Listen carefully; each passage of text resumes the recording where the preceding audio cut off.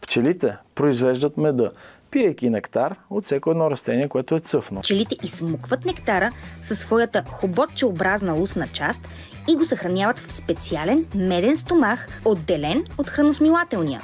След това те го обогатяват, преработват с един специален ензим инвертаза. Никое друго същество на планетата не съществува в него този ензим, който може да произведе. Обогатявайки чистия нектар от цвета с ензим инвертаза, така се получава меда. Един от най-важните секрети на пчелите при производството на мед е ензимът инвертаза. Когато пчелата събере нектар, той е богат на сложната захар – захароза. В хоботчето и в медения стомах на пчелата започва магията. Инвертазата разгражда захарозата до две по-прости и лесно усвоими захари – глюкоза и фруктоза. Този процес не само прави меда сладък и хранителен, но и му придава уникалната способност да не се разваля, защото глюкозата и фруктозата задържат влагата и поддържат меда стабилен с години.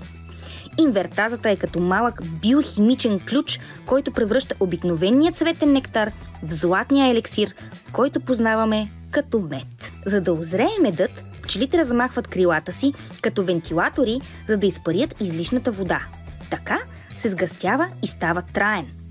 Едва когато медът достигне правилната консистенция, пчелите запечатват килийките с восъчна капачка, техният естествен печат за качество.